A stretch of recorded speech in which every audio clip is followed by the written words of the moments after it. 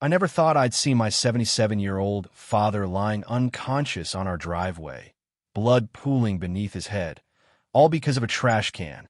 That was the first thing that hit me on that fateful morning. I'd woken to an eerie silence that shattered the usual calm of our suburban estate. Rushing outside, my heart pounding in my ears, I could hardly believe the sight before me. There, sprawled across the asphalt, was my father, always the strong, independent man who had weathered countless storms, now rendered helpless by an object as mundane as a misplaced trash can. I could feel the weight of injustice settle in my chest. This wasn't an accident. This was deliberate. For months, the HOA of Maplewood Estates had been a relentless force dictating every aspect of our lives. They prided themselves on immaculate streets and uniform appearances, and any deviation from their rigid rules was met with harsh penalties. My father, a proud, elderly man who had spent decades tending to our property and upholding its legacy, had never been a problem. But when our little farm stand and the carefully maintained grounds of our property began attracting attention for their nonconformity, the board's enforcers took notice. I soon learned that an officer, acting on a complaint by none other than HOA Karen, had physically confronted my father over what they called trash violations. The absurdity of the situation struck me like a bolt of lightning. How could a simple trash can cause such havoc? In that moment, I vowed that I would not let this injustice go unanswered. I was not only his son, but also the landlord of these grounds, and I was determined to stand up for our rights.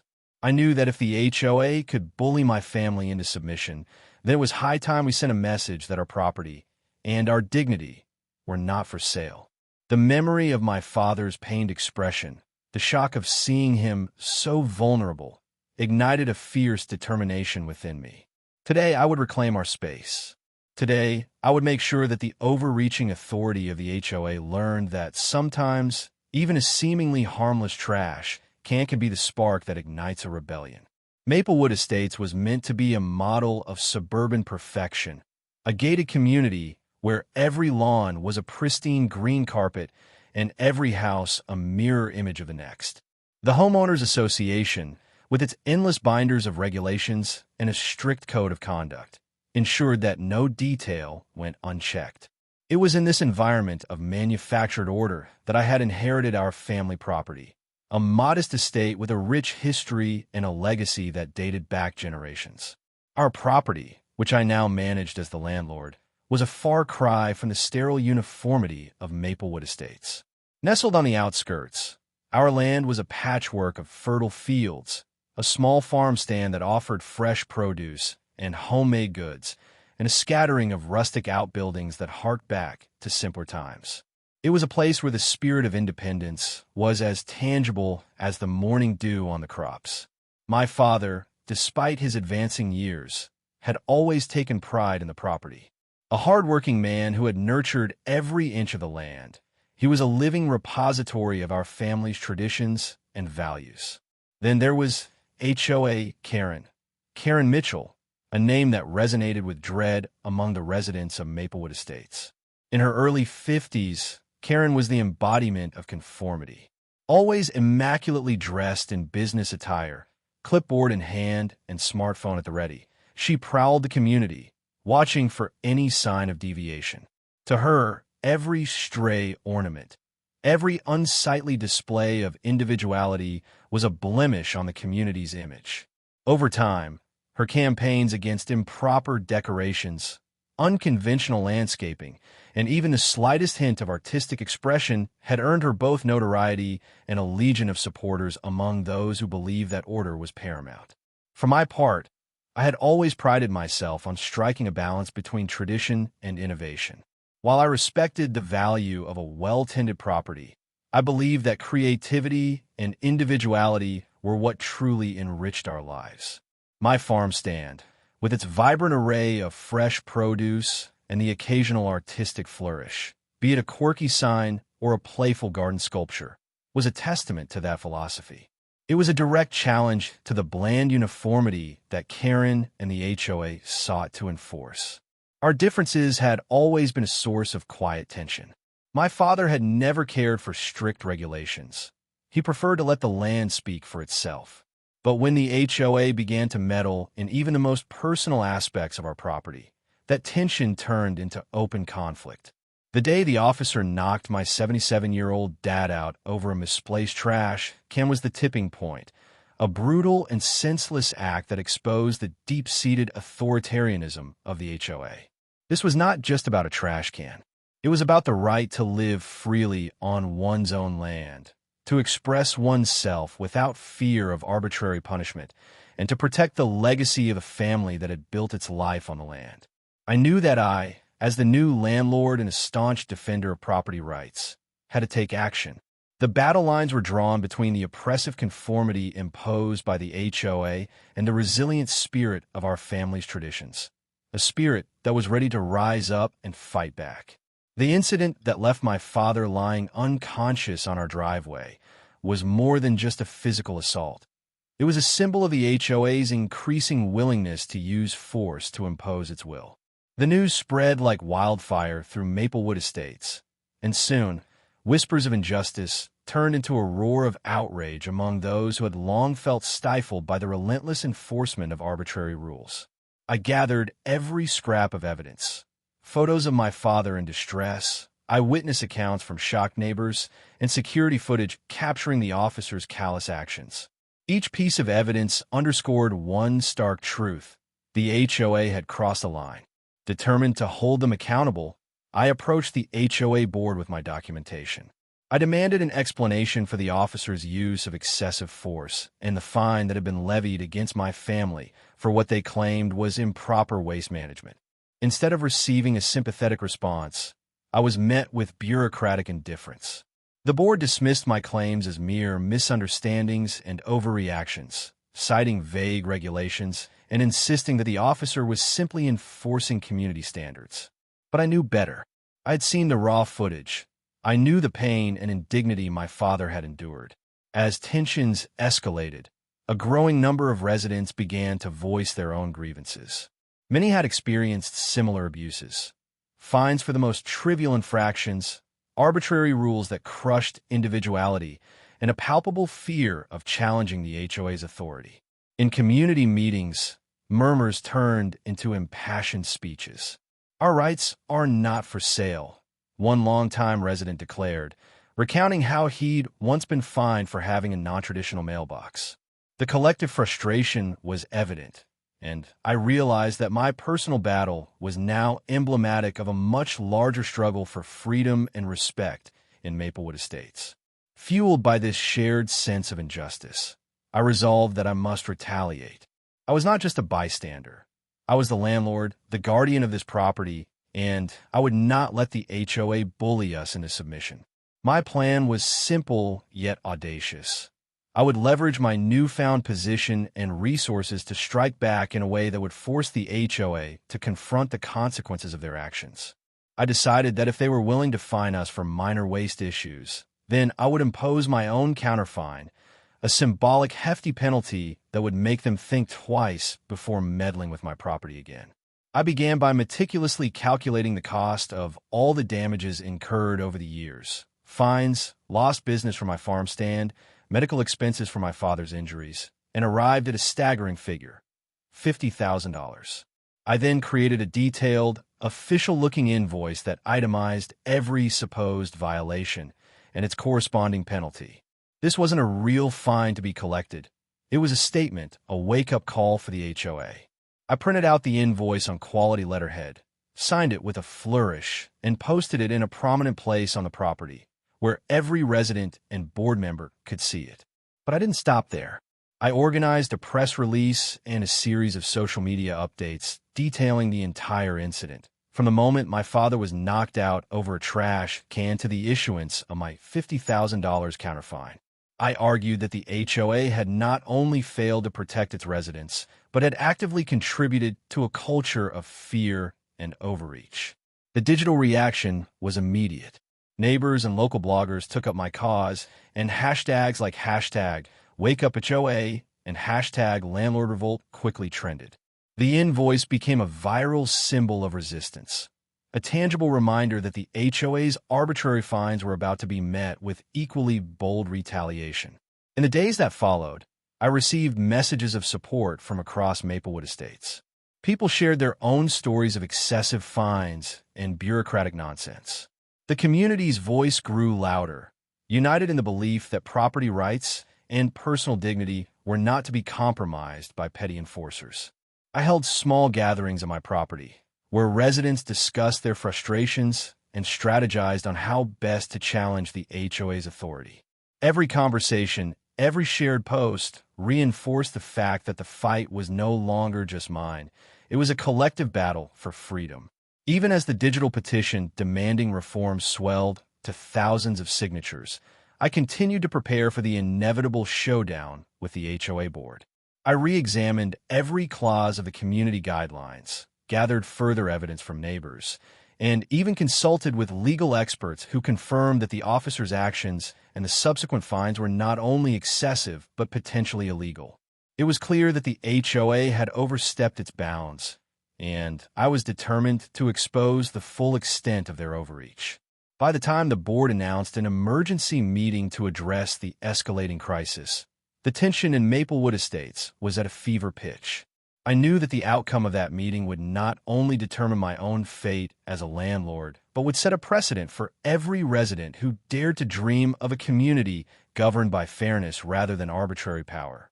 The stage was set for a dramatic confrontation, a final, public reckoning that would force the HOA to answer for its actions. In the days following my countermove, the digital storm that had erupted in Maplewood Estates only grew louder. Social media platforms were alive with debates, video clips, and infographics detailing the saga of my father's assault and the subsequent $50,000 counterfine. Hashtags such as hashtag landlord revolt, hashtag wake up HOA, and hashtag property rights now trended not only within our community, but caught the attention of local media. The narrative was clear.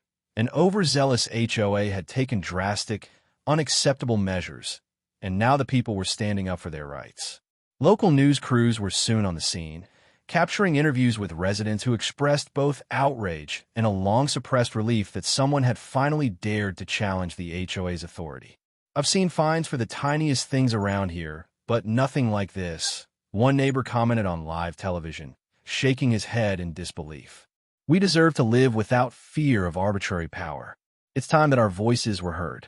The coverage was sympathetic to our cause, and soon opinion pieces appeared in local newspapers condemning the HOA's overreach. Meanwhile, the HOA board found itself increasingly divided.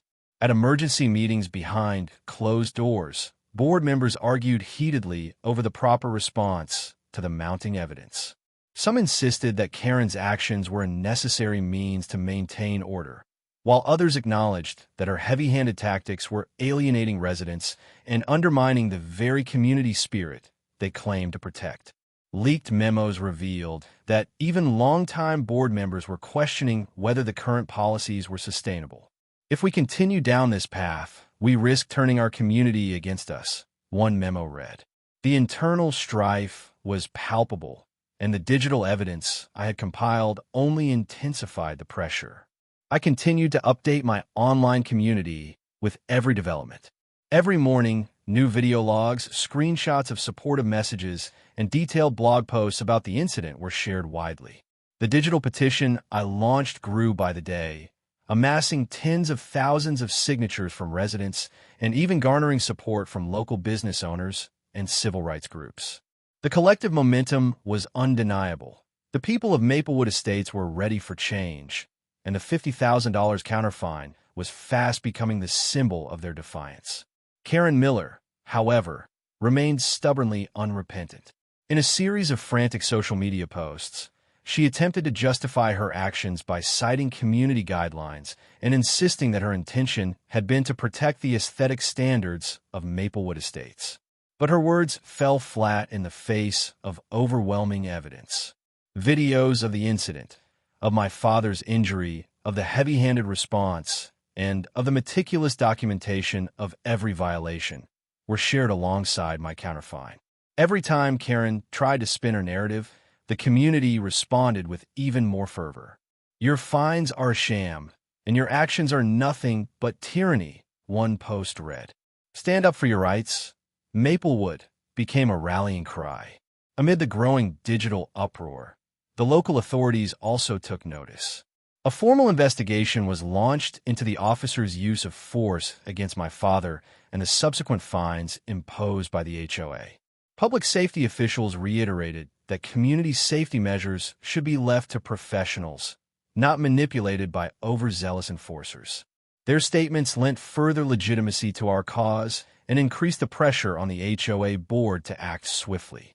In a bid to solidify our position, I organized a small but passionate rally at the entrance to Maplewood Estates.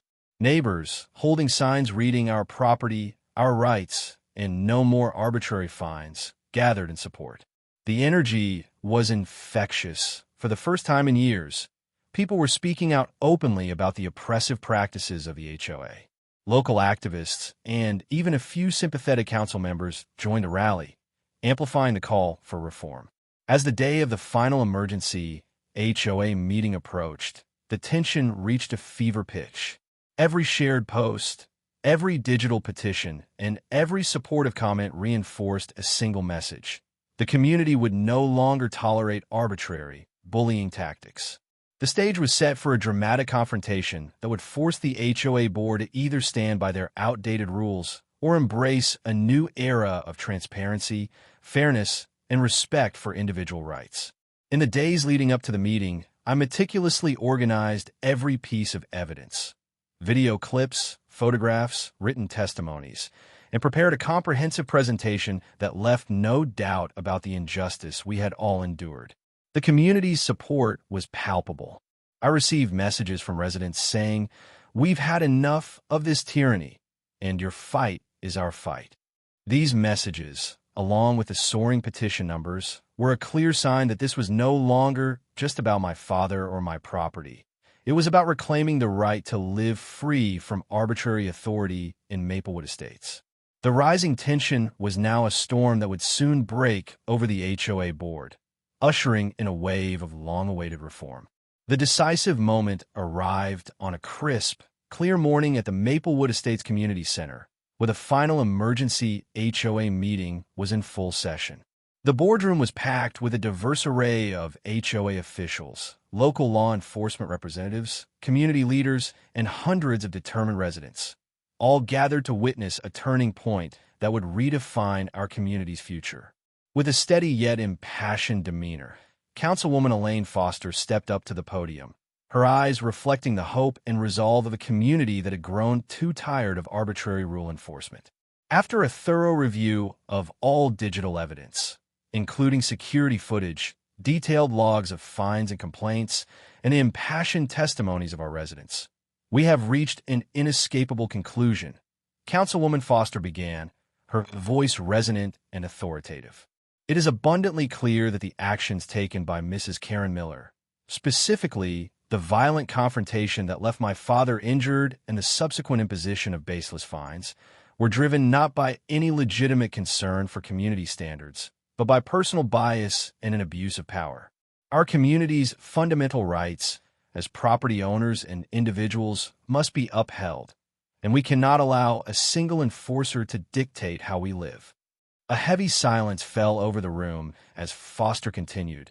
Effective immediately, the HOA board will rescind all fines and sanctions related to these incidents, and we will launch a full disciplinary review of the practices that allowed such overreach. Furthermore, we will implement new guidelines to ensure that every resident's right to private property and personal safety is protected from arbitrary interference. Today's vote is not merely about reversing an unjust fine. It is a resounding declaration that Maplewood Estates will no longer tolerate tyranny masquerading as rule enforcement. Her words struck a chord, and murmurs of agreement rippled throughout the assembly. At that moment, a well-respected community advocate rose to speak. "Today, we stand united as one," he declared, his voice firm and impassioned. "No resident should ever have to endure the tyranny of an overzealous enforcer who uses violence and baseless fines to control our lives. Let this vote be the turning point, a clear signal that our community values fairness, transparency, and the sanctity of private property above all else. We demand accountability, and we will not rest until every violation of our rights is rectified. His declaration was met with thunderous applause, uniting everyone in a resounding call for reform.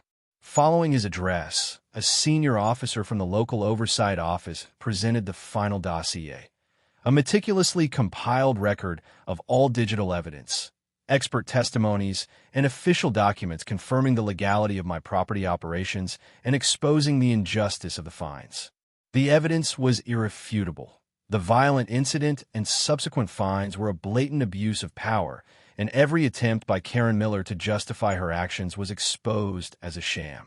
The Internal Affairs panel unanimously endorsed strict disciplinary measures against those responsible, and the full report was scheduled for immediate public release.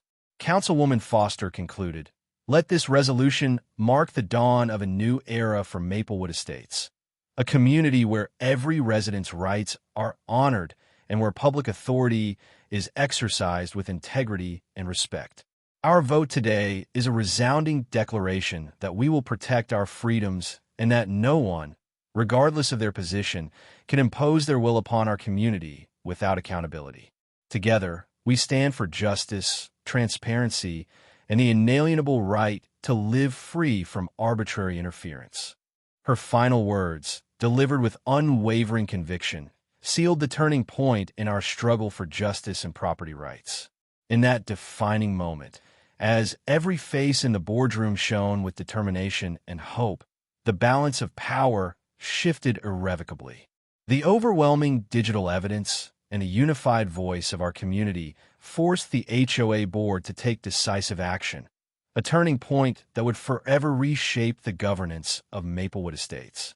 The days of violent overreach and arbitrary fines were over, and a future built on respect for individual rights was finally within our grasp. In the weeks that followed the historic vote, Maplewood Estates underwent a profound transformation. News of the rescinded fines and the sweeping reforms enacted by the HOA board spread rapidly through local media and social networks, sparking impassioned debates about property rights, personal safety, and community governance. Editorials in the local newspaper, bearing headlines such as "A New Dawn for Maplewood Estates" and "Community United for Justice," celebrated the decisive actions taken to protect every resident's right to live free from arbitrary interference. Hashtags like #PropertyRights, #NoMoreHOBullying, and #JusticeForMaplewood trended widely, reinforcing our collective determination to stand against the abuses of power. Town hall meetings and community forums saw record attendance as residents gathered to share their own experiences and to envision a future where individual freedoms were cherished. Neighbors, who had long been silenced by the fear of punitive measures, now spoke openly about their right to manage their property and safeguard their families. "Our homes are our sanctuaries, and no one has the right to violate that," one impassioned resident declared at a bustling meeting, his voice echoing through the crowded room. The atmosphere was charged with hope, a promise that Maplewood Estates would always defend the liberties of its residents. Within the reformed HOA board and local law enforcement, swift changes were implemented. Senior officials, led by Director James Carter and Lieutenant Marcus Reed, launched comprehensive training programs focused on ethical conduct, cultural sensitivity, and the responsible management of community resources. Regular internal audits and transparent disciplinary procedures were established to ensure that every complaint would be carefully scrutinized and that no resident would ever again suffer from arbitrary fines or excessive force. Our duty is to protect the rights and dignity of every member of our community, Lieutenant Reed affirmed during a follow-up press conference, reinforcing our renewed commitment to fairness and justice. Community leaders and local civil rights organizations also mobilized, organizing workshops, public forums, and educational campaigns that empowered residents and promoted a culture of mutual respect and accountability. When we stand together, our voices are powerful enough to challenge even the most oppressive systems, a local activist proclaimed at a town hall meeting, inspiring neighbors to unite in the fight for a more equitable and just community. For me, the journey from that harrowing morning, witnessing my father's pain and the injustice of a trash can turning into a weapon, to this moment of community triumph was both deeply personal and transformative. My decision to stand up against the HOA's abuse of power, to defend my family's honor, and reclaim our rights as property owners had ignited a movement that resonated throughout Maplewood Estates. Neighbors who had once endured the tyranny of arbitrary rules found their voices, and the digital evidence that exposed the injustice became a beacon of hope for all. Karen Miller, once the unchallenged enforcer of the HOA's draconian policies, was now reduced to a cautionary tale, a stark reminder that no one is above accountability when a community unites for justice. Her influence dwindled rapidly as digital records of her past transgressions circulated widely, underscoring the necessity for reform and the dangers of unchecked authority. At a final celebratory event held in the Central Park of Maplewood Estates, residents, local officials, and community advocates gathered beneath the golden hues of a setting sun. A large banner reading "Unity, Freedom, and Property Rights" was unfurled between majestic oaks, and heartfelt speeches filled the air with promises of a brighter, more inclusive future. Today, we celebrate the victory of our rights over arbitrary interference, a victory for every homeowner and every family in our community, Councilwoman Foster proclaimed, her voice resolute and inspiring. The standing ovation that followed was a powerful affirmation of our collective commitment to protecting our freedoms and ensuring that no one can abuse public power again. As each new day dawned over Maplewood Estates, the legacy of that fateful confrontation endured as a beacon of transformative change. The story of how an HOA's callous action, knocking my 77-year-old father out over a trash can, was met with a united stand by a community that refused to be bullied, became a rallying cry for every resident who believed in the sanctity of private property and personal freedom. Every sunrise now carried the promise that in Maplewood Estates, truth, justice, and the right to live without fear of arbitrary rule would forever prevail. In the end, what began as a personal battle evolved into a watershed moment for our entire community. We emerged more united, more vigilant, and more determined to safeguard our rights against any form of bureaucratic overreach. And as the sun rose each morning over our reclaimed neighborhood, it carried with it the promise that Maplewood Estates would forever be a place where creativity, integrity, and respect for individual freedom shone brighter than any fine or rule ever could.